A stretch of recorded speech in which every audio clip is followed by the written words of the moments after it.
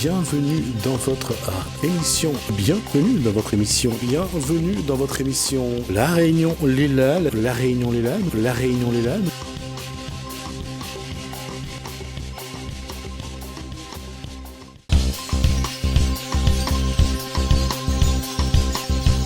Retour sur le plateau, on va cette fois-ci parler de quelque chose qui vous plaît, puisqu'on va ouvrir un livre, et même plusieurs.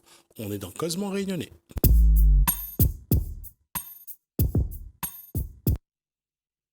Ce soir, elles sont à la une, puisqu'il s'agit de 3 femmes. Bonsoir Gaëlle Guiton. Bonsoir Gismi. Je vous laisse présenter vos invités. Oui, alors je suis venue co-animée avec Koulsoum, le hibou. Bonsoir Gaëlle, bonsoir Gismi.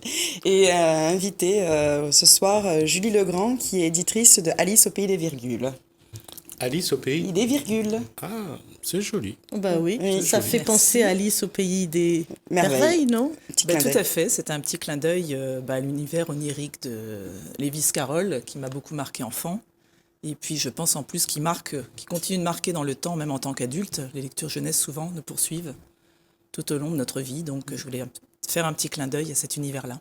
Et oui, et les manuels scolaires l'ont mis aussi au programme, donc il est aussi dedans. Oui. Donc voilà. Donc voilà. On va parler d'enfance aujourd'hui. Ouais, je vais vous laisser parler beaucoup d'ailleurs. D'accord. On va parler. Alors, j'ai eu une petite expérience très sympa cette semaine grâce à Julie. En fait, pour la petite anecdote, mon fils était puni pendant les vacances. Qu'est-ce qu'il a fait? Il n'a pas été poli, voilà. Il est parti en camping, il n'a pas été très poli. Il a oublié de dire juste s'il te plaît et les merci. Donc du coup, je lui ai dit, tu es puni, donc tu n'as le droit d'aucune chose, c'est de lire des livres. Et jouer avec le théâtre d'animaux que Julie m'a gentiment... Alors, juste dire à ton garçon, le punir pour lire des livres, oui. Il a dû beaucoup souffrir. La mission est douce. Elle est douce, elle est mignonne, elle est douce, il était très content. Donc voilà, et je lui ai dit, tu as droit aussi de colorier, de t'amuser avec les animaux en papier que Julie a créés. Donc ils sont sur la table, parce qu'il voulait absolument que je les présente aujourd'hui, parce qu'il s'est vraiment éclaté cette semaine à découper les animaux, à les colorier, à faire son petit spectacle tout seul sur la table basse, avec ses petites histoires avec ses animaux. Et il a tellement apprécié le jeu qu'il il est parti dessiner sur des feuilles blanches des escargots qu'il a découpés et il s'est fait un circuit à la maison où il s'amusait à coller les escargots parce qu'il était à fond en fait. Il a créé son histoire jusqu'au bout. Il était tout fier de ses animaux. Il voulait absolument que ce soit sur Facebook pour qu'on montre à tout le monde. Et donc j'ai passé un moment très drôle avec lui cette semaine et avec la lecture aussi des livres. Pour les parents qui nous regardent, si vous cherchez les moyens de punir votre enfant, c'est l'exemple de Gaëlle Guiton. Non, pas la lecture comme punition. Bon, il était très content de sa punition parce qu'on a eu aussi un petit moment cocooning où donc on a lu les livres de Julie et de Nicole Legrand parce que c'est un duo mère-fille. Tout à fait. Et vraiment des petits moments cocasses entre lui et moi parce qu'on a pu échanger avec le petit bestiaire, découvrir les animaux, découvrir pour lui, découvrir aussi les découvertes des animaux. Je me suis dit pourquoi pas une voix scientifique pour qu'il découvre la faune et la flore plus tard. On ne sait jamais. Pourquoi pas. Donc voilà, donc un moment très sympa grâce à Julie et sa maman, Nicole. D'accord. Alors les ouvrages qui sont sur le plateau, c'est quoi exactement? Alors c'est un petit bestiaire réunionnais en 3 tomes, avec 3 histoires différentes, qui a pour but de faire découvrir aux enfants réunionnais ou métropolitains, d'ailleurs on a pensé dans les 2 sens, les petits animaux qu'on voit dans notre entourage de tous les jours, dans nos jardins, en bord de mer, etc. Je vais me présenter les ouvrages. C'est le premier tome. Là c'est À quoi rêve l'endormi. Voilà. Je ne sais pas si avec la couleur vous le voyez bien. En tout cas, ça c'est le premier tome. Je vais montrer les autres tout de suite comme ça. Le deuxième tome. Le deuxième tome, donc on va parler. Martin cherche son nid. Bien sûr, tout le monde aurait compris que c'est le Martin, l'oiseau réunionnais. Et le dernier, c'est donc Où es-tu, bébête l'argent. Pour ceux qui ont mis un jour ou l'autre cette pauvre insecte dans une boîte d'allumettes comme moi, je l'ai fait. J'espère Toute une génération qui l'ont fait. C'est ça. parce que j'ai pas reçu en fait l'argent que je voulais et malheureusement on va regarder les autres. C'est les mêmes? Non, c'est les mêmes. D'accord, Et après, il y a le théâtre des animaux. D'accord. Après, il y a le théâtre, donc mon théâtre d'animaux, si vous voyez bien. Alors, je vais revenir sur ce Où est Bébête l'argent, le fameux Bébête l'argent. Pourquoi? Parce que ça a été vraiment un fantasme dans nos vies. Et quand je dis dans nos vies, c'était pas il y a 50 ans. C'était il y a une vingtaine d'années encore. Pour certains, et pour beaucoup d'entre nous qui ont connu ça dans notre jeunesse, ça existe toujours. Quand on voit cet insecte argenté tourner autour de la maison, dans la maison, on est vraiment content à ce moment-là d'avoir, je dirais, de se demander, est-ce qu'on peut pas avoir... Avant, c'était une grosse pièce de 5 francs qu'on avait envie d'avoir, oui. parce que 5 francs, c'était vraiment le... Maintenant, on joue au loto, Gismi, quand on la revoit. Oui, On joue au loto. Ah voilà. ce qui veut dire qu'on doit créer un jeu d'argent à La Réunion qu'on va appeler Bébête l'argent. Bébête l'argent, ça Ah oui, serait ça serait une bonne idée. Ça serait une bonne idée, je pense. serait une Franchement, bonne c'est gagner de l'argent avec un Bébête l'argent. Ça aurait du sens. La question, elle reste tendancieuse, parce que finalement, on n'a jamais vu autant d'argent à La Réunion et dans les jeux. C'est vrai. La superstition, hein, il y a deux choses à La Réunion qui rapportent de l'argent. Il y a la politique et il y a la religion. La religion, évidemment. C'est les deux endroits où l'argent n'est pas contrôlé. Effectivement. Quoi qu'en politique, on essaye de le contrôler, mais bon, on n'y arrive pas. Mais à La Réunion, dans les différents lieux de culte, parfois il y a vraiment beaucoup d'argent et ça vient, je pense que nous sommes liés à des superstitions et il suffit de juste voir le nombre de choses qu'on fait pour gagner de l'argent, quoi. Ouais. Julie, je voulais revenir sur cette histoire de mère et fille, parce que j'ai vu que Gaël aussi a travaillé avec son fils. Vous avez... d'où vient l'idée quand vous avez créé avec... voilà, parce que c'est ce que j'ai compris. Hein. Oui, c'est la mère et fille. Mère et fille. Alors voilà. L'idée, elle vient d'où quand l'idée vient que j'ai une maman très créative, qui D'accord. est effectivement illustratrice, aquarelliste, céramiste de formation, etc. Et que moi j'écris par ailleurs aussi pour les adultes. Et j'écrivais aussi pour la jeunesse, mais sous la forme théâtrale. Et puis un jour, j'ai écrit un conte et je cherchais quelqu'un pour l'illustrer. Et j'ai essayé de rencontrer pas mal de gens avec qui finalement le projet n'a pas abouti. Et puis tout à coup, j'ai demandé à ma mère tout simplement. C'était plus simple. C'était finalement plus simple. Ah, et c'est vous la mère? Non, c'est vous la fille. C'est moi la fille. Et votre mère, d'accord, voilà. ça y est. Et J'ai ça a compris. ouvert après la porte à plein d'autres projets tant qu'on mieux. a développés en s'apercevant que finalement, elle est en métropole, hein, moi je suis ici, mais que du coup, de travailler à distance comme ça facilitait finalement peut-être les choses. Et alors qu'on n'aurait peut-être pas pensé 10-15 ans auparavant, quand on était encore proche géographiquement. Et donc, en fait, ça donnait une belle aventure. Je crois que parfois, la vie nous laisse le temps de trouver pourquoi on prend telle ou telle décision. C'est sûr. Et comme vous venez de dire, je pense que la distance vous permet vraiment d'être ensemble. Et c'est l'occasion de vous rapprocher, puisque la vie vous a quelque part éloigné. Exactement. Et puis avec les outils d'aujourd'hui, évidemment, Internet, tout ça facilite beaucoup les choses. Et puis, en fait, ça m'a donné envie aussi de mettre son talent en valeur, puisqu'elle elle travaille très rapidement, elle est toujours enthousiaste, elle est toujours demandeuse aussi d'avoir des projets du même ordre. Donc on s'amuse ensemble finalement dans un rapport presque enfantin. Moi je retrouve des choses de mon enfance, elle aussi sans doute, un peu inconsciemment. Et du coup on essaie de développer ces choses-là, toujours en relation avec La Réunion. Et puis c'est bien, je veux dire, quelque part, de trouver je dirais, des éléments qui nous rapprochent, c'est bien. Tout à fait. Et en plus, ça donne l'occasion de découvrir une personne qu'on croit connaître sous d'autres aspects qu'on... Absolument, oui, parce que c'est par ailleurs une relation entre guillemets professionnelle, parce qu'on essaie de tenir des échéances et des choses de façon sérieuse, mais c'est vrai que voilà, on a une entente sans doute qui facilite complètement ces choses-là, qui n'aurait pas pu se faire avec une autre personne. Vous arrivez d'être en désaccord des fois, ou vous dire je suis pas d'accord avec ton texte et vice versa, je suis pas d'accord avec ton illustration? Oui, et justement, je crois que le fait de bien se connaître, je suis plutôt meneuse des projets en général. Elle, ça lui convient comme ça. Et je sais où sont ses limites aussi, éventuellement, si je vais lui dire, ce dessin, peut-être que, alors je vais avoir les bonnes formes. C'est là aussi, je pense qu'elle aurait eu du mal à travailler avec quelqu'un d'autre, sans doute.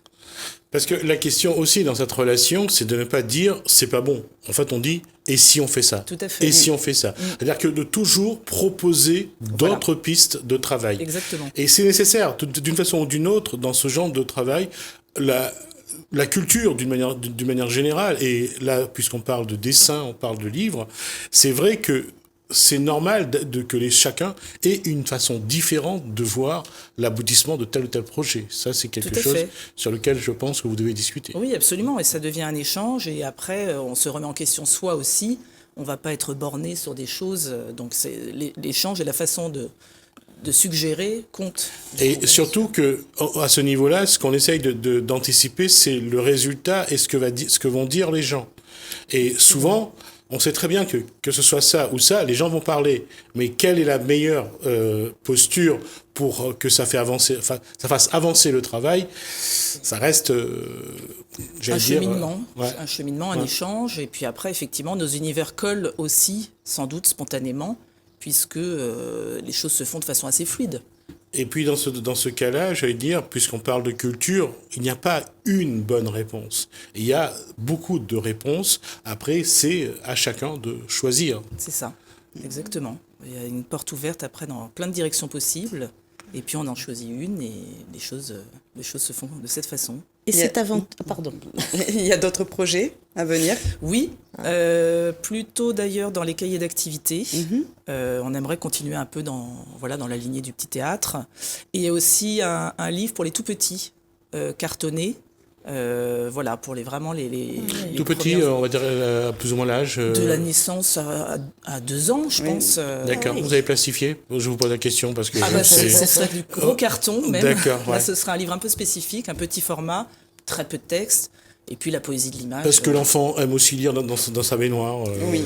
Il aime manger son livre, il aime déchirer les pages. Enfin voilà, là ce serait une approche encore autre. C'est pour protéger le livre et que ça dure un peu. Ça se serait pensé, oui. Oui, c'est une bonne idée. Non, j'essaie vraiment d'être pratique parce que c'est pas évident. Un enfant s'attache à son livre par moment. Il y a des moments où il a besoin de son livre parce que ça correspond à un moment. Et surtout, à partir de quelques mois, quand il commence à grandir, il commence à créer son petit univers. Il y a pour avoir été vraiment présent dans l'éducation de mes filles, je veux dire, il y a ça, c'est là, ça, c'est là. Il y a des choses qui ne vont pas bouger. C'est pour ça que je dis que protéger le livre, parce que l'enfant va grandir avec et il va toujours se référer à son livre. C'est vrai, oui. Ça, c'est pensé. Et je voulais vous demander, cette aventure, elle a débuté quand? En 2017. Ah oui, d'accord. Voilà. Quand même. Oui. Ouais. Donc, vous sortiez le premier tome, là. Alors, c'est ça. Ah, d'accord.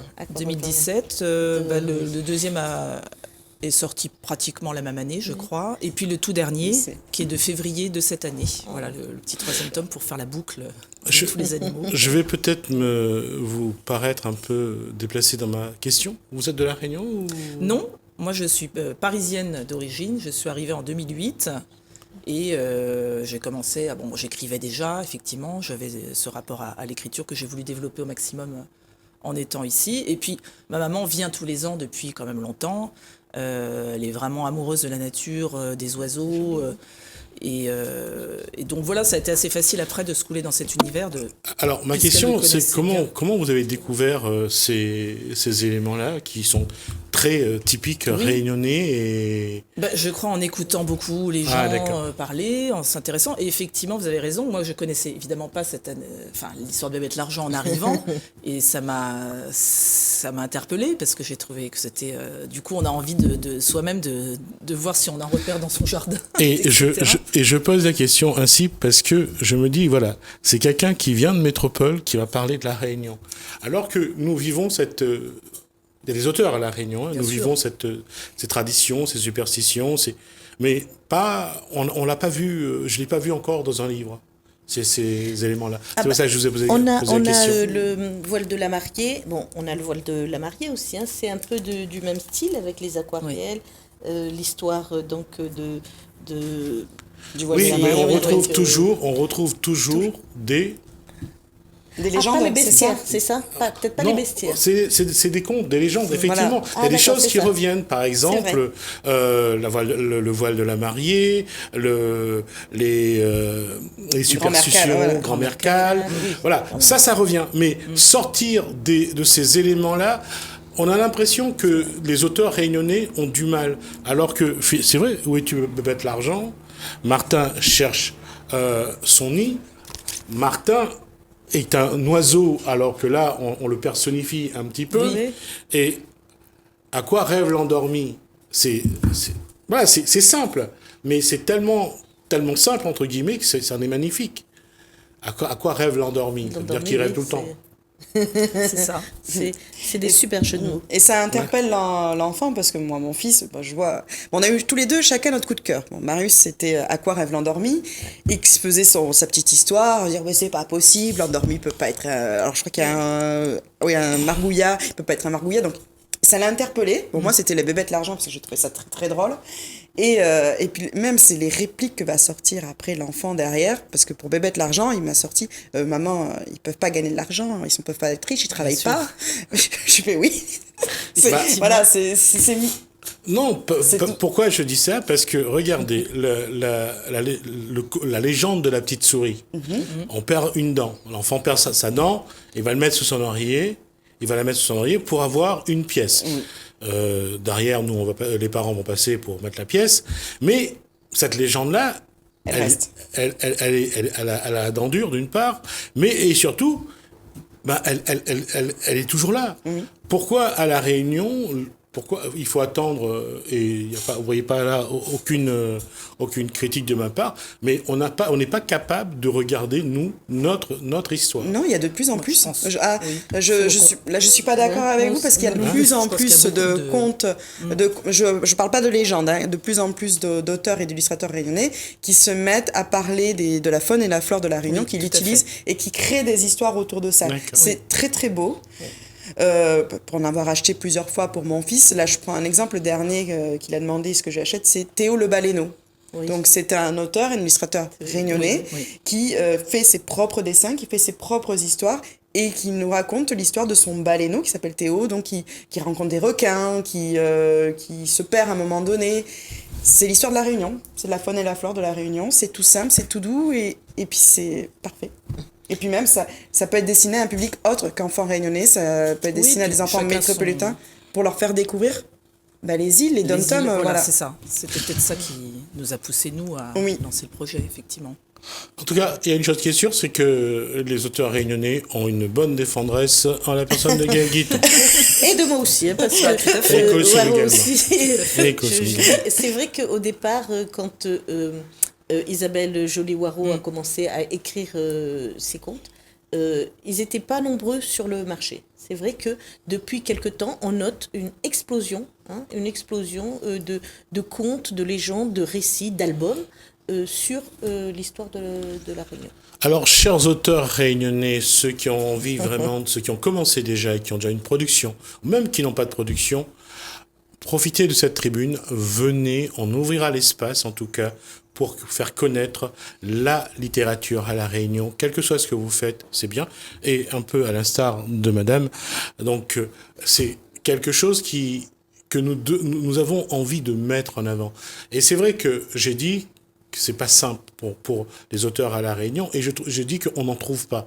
On en trouve, mais il faut aller les chercher, il faut aller fouiller au bon endroit. Et c'est pour ça que, quelque part, ce qu'on essaye de faire, nous, ici, c'est de créer un espace où on vous voit. Parce que si vous produisez, nous, on n'a qu'une envie, c'est de le faire savoir. Donc, n'hésitez pas, Gaël Guiton, moi-même, vous pouvez me contacter également.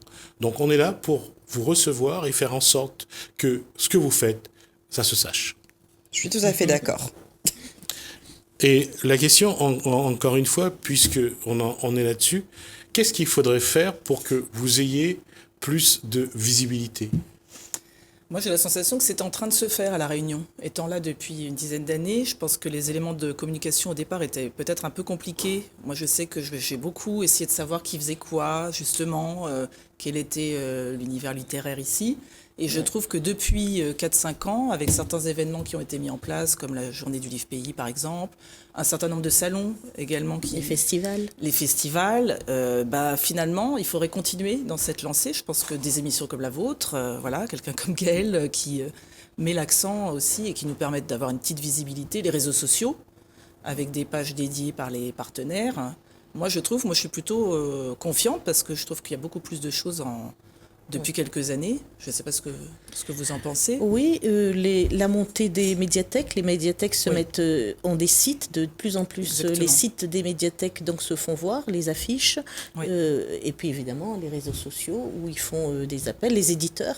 Les éditeurs aussi se rassemblent pour faire ce qu'on n'avait pas il y a une dizaine d'années. Voilà. Il y a une dizaine d'années, on connaissait personnellement les auteurs, donc on discutait avec eux, on lisait ce qu'ils avaient sorti, mais ça restait que par affinité. Alors que maintenant, il y a cette vitrine qui se fait. Donc Nous entrons aussi dans la période de chaleur à La Réunion. On entend que c'est le moment aussi de prendre du temps, de vous asseoir, d'ouvrir un livre et de vous faire plaisir. Parce que la lecture, c'est d'abord pour se faire plaisir. Alors moi, je voulais rajouter, je pense qu'il faut beaucoup en parler. Quand je suis arrivée il y a 1 an, pour moi, il y avait beaucoup de choses à faire en fait. Il y a encore beaucoup. Voilà, il faut en parler de plus en plus. Les réseaux sociaux, c'est là. Il faut. Oui. Pour moi, un lecteur, il faut pas avoir peur quand on lit un livre. Tous les Réunionnais qui prennent des livres de la Réunion, de poster ça sur Facebook, de dire j'ai aimé ce livre. C'est ça comme ça qu'on va faire de la pub. C'est comme ça qu'il y aura cet effet boule de neige et que les gens vont se mettre de plus en plus à parler. Parce que je me souviens d'une remarque d'un auteur. Des personnes en fait ont parlé par rapport à une chronique que j'avais fait. C'est pas de son livre. Et du coup, ça a apporté des nouveaux lecteurs, en fait. Le fait qu'il ait posté sur sa page en disant « J'ai eu ce retour-là de telle personne ». Et du coup, des personnes qui lisent la chronique, ils se disent « ça a l'air pas mal. Je vais y aller, moi, du coup, derrière ». Donc, il faut en parler. C'est ça.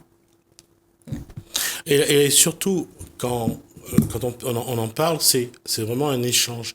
C'est créer tout simplement des réseaux, créer des liens avec des gens qu'on ne doit peut-être jamais voir, mais ne serait-ce que sur les réseaux sociaux, c'est bien d'avoir ce que pensent les autres de tel ouvrage, de tel auteur.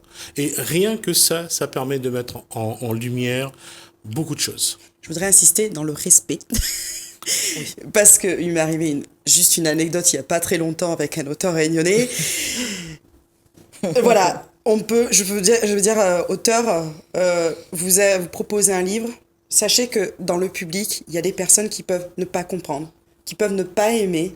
Ça ne veut pas dire que votre travail est mal fait, ça veut dire que le lecteur n'a pas perçu vos mots. Donc respectez-le si la personne n'a pas aimé ou a abandonné votre livre.